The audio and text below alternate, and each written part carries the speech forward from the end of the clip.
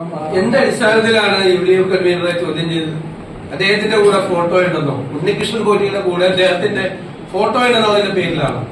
ഞങ്ങൾക്കൊരു വിരോധമില്ല അടൂർ പ്രകാശൻ ചോദ്യം ചെയ്തു. ഫോട്ടോയുള്ള പിണറായി വിജയനെ കൂടി ചോദ്യം ചെയ്താൽ മതി.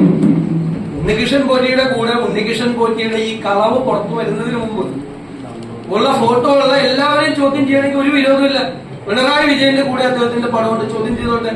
അല്ലാതെ ഞാൻ ചോദിക്കട്ടെ, 3 CPM നേതാക്കന്മാർ ജയിലിൽ കിടക്കുക അയ്യപ്പന്റെ സ്വർണം കവർന്ന് ആണല്ലോ ഒരു നടപടിയെടുത്തില്ല.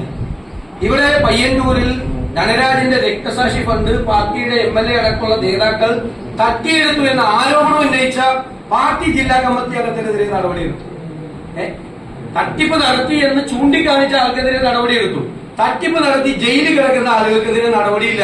എന്തൊരു പാർട്ടിയാണ്, എന്തൊരു പാർട്ടിയാണ് അത്? ഞങ്ങൾ പറഞ്ഞല്ലോ, SITയുടെ മീതെ സർക്കാർ സമ്മർദ്ദം ചെലുത്തുകയാണ്. എത്ര പ്രാവശ്യം വേണമെങ്കിലും മൊഴിയെടുത്തോട്ട് അവർക്ക് പറയാനുള്ള കാര്യങ്ങൾ പറയും. 2019 ഈ കളവ് നടന്നത് ആണല്ലോ. അന്ന് പിണറായി വിജയനാണ് കേരളത്തിലെ മുഖ്യമന്ത്രി. LDF ഭരണമാണ്. അവർ വെച്ച പൊളിറ്റിക്കൽ അപ്പോയിന്റ്മെന്റ്സ് ആണ് അവിടുത്തെ ദേവസ്വം ബോർഡ് പ്രസിഡന്റും മെമ്പർമാരും. അവരാണ് കളവ് നടത്തിയതിന്റെ പേരിൽ 2 ദേവസ്വം ബോർഡ് മെമ്പർമാർ ജയിലിൽ കിടക്കുകയാണ്. അത് CPM-നും CPM വെച്ച നേതാക്കൾക്കും ആണ് അയ്യപ്പന്റെ സ്വർണം കവർന്നതിൽ പങ്ക്. പിന്നെ പുകമറ സൃഷ്ടിക്കാൻ വേണ്ടി എന്ത് വേണമെങ്കിലും ചെയ്തു. ഫോട്ടോ എടുത്തതിന്റെ പേരിലാണെങ്കിൽ ഇത് ഇയാൾ കള്ളനാണ് എന്ന് പുറത്തു വരുന്നതിന് മുമ്പുള്ള ഫോട്ടോയാണ്. അപ്പൊ മുഖ്യമന്ത്രി നിൽക്കുമോ?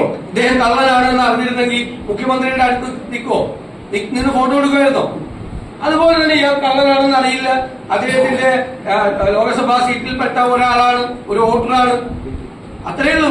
അതിന്റെ അപ്പുറത്തേക്ക് ഒന്നുമില്ല. എന്നിട്ട് പുകമറ ഉണ്ടാക്കി കുറെ സോഷ്യൽ മീഡിയയിൽ കൂടി പ്രചരണം നടത്തിയാൽ CPM പെട്ടിരിക്കുന്ന ഈ അബദ്ധത്തിൽ നിന്ന് രക്ഷ